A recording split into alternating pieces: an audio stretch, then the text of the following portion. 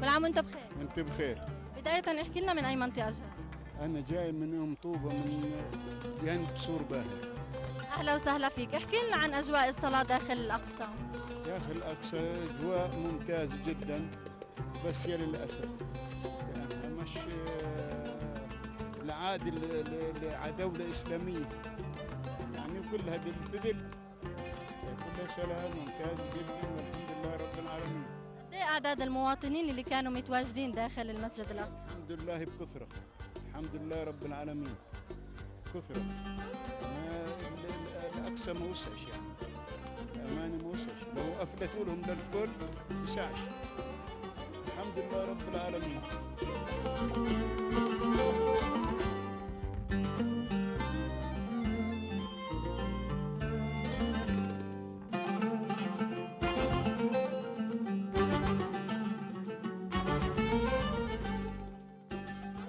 كل عام وانت بخير. وانت بخير وانتم بخير، كل المسلمين بخير وكل الناس بخير ان شاء الله. أهلا وسهلا فيكي، من وين حضرتك يا حجة؟ انا حضرتي من جبعه، بيت حنينه، بيت حنينه بلد المقر.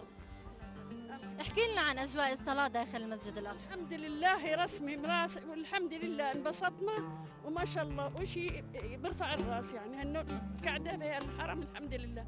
ان شاء الله بنضل مبسوطين في هالحرم ونضل في جواه برادة هذاك، والله يوفقنا على الخير ويفعل الخير. قد إيه كان في ناس جوات الأقصى؟ والله ما بقدرش اعد، الحمد لله ما بنعد ولا بنحصى. الحمد لله، نعمة الله نعمة الله والحمد لله. ان شاء الله كل عام وانتم بخير واحنا بخير. كل عام وانت بخير. وانت سالمه. احكي لنا عن أجواء الصلاة داخل. والله الحمد لله كويسه ممتازه ممتازه، وان شاء الله بنضل كل جمعه هذه الهيئه. من أي منطقة حضرتك؟ احنا من بيت لحم. أهلا وسهلا فيك. تسلمي. كل عام وانت بخير يا حبيبي. خير وانتم العايدين ان شاء الله يعود علينا وعليك وعلى جميع الامم بسلام. كيف كانت الصلاة داخل الأقصى؟ الحمد لله منيحه ومريحه وشويسه، ونشكر الله اللي وصلنا.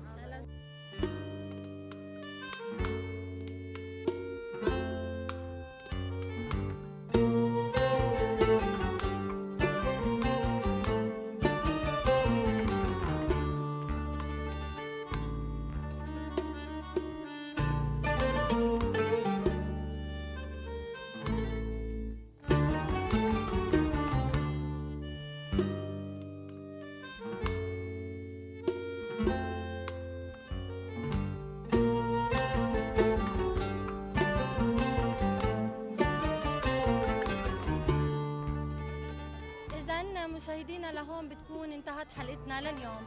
هيك كانت أجواء صلاة الجمعة في المدينة المقدسة، وهيك شفنا أيضا جموع المصلين اللي أجوا من كافة المناطق وأيضا المدن والقرى الفلسطينية وخاصة بالضفة الغربية. وعلى الرغم من عمل سن الدخول 50 سنة فما فوق، إلا أنه كان هناك آلاف الآلاف من المصلين الذين أحيوا ساحات المسجد الأقصى. طبعا مشاهدينا لهون بتكون انتهت حلقتنا، بتمنى انه اشوفكم بحلقة جديدة ورمضان كريم.